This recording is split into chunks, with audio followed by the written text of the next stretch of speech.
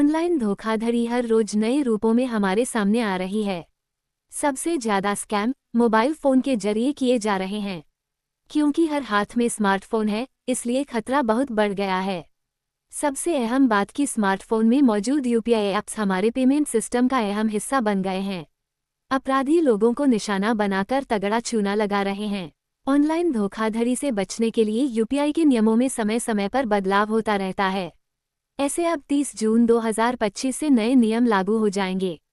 दरअसल national payments corporation of India NPCI की ओर से यूपी सिस्टम में एक बड़ा बदलाव करने की तैयारी की गई है। ये बदलाव 30 जून से लागू होगा। नए नियम का मकसद पूरे भारत में डिजिटल भुगतान में सुरक्षा को बेहतर बनाना है। इसके साथ ही धोखाधड़ी के मामलों पर लगाम कसना है।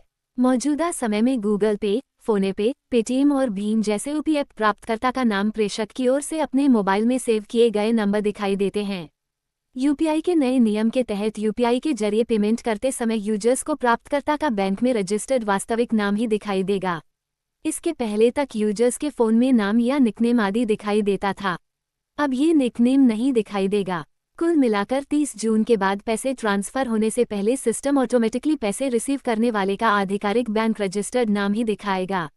स्कैमर्स अपनी पहचान छिपाने के लिए निकनेम का इस्तेमाल करते थे, लेकिन अब इस नियम में बदलाव किया जा रहा है ताकि यूपीआई के जरिए होने वाली जालसाजी को रोका जा सके। व्यक्ति से व्यक्ति P2P यानी एक यूजर से दूसरे यूजर को भेजे गए पैसों पर यह नियम लागू होगा।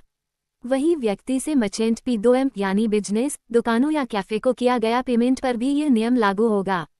चाहे ट्रांजैक्शन QR कोड स्कैन करके किया जाए या मोबाइल नंबर या OPID दर्ज करके, सेंडर को रिसीवर का रजिस्टर्ड नाम ही दिखाई देगा। जैसे जैसे देश में यूपी का इस्तेमाल बढ़ रहा है, वैसे वैसे ही फर्जी नाम और QR कोड से जुड़ी धोखाधड़ी के मामले भी बढ़ गए हैं। लिहाजा धोखाधड़ी को रोकने के लिए यह बेहद जरूरी हो गया है।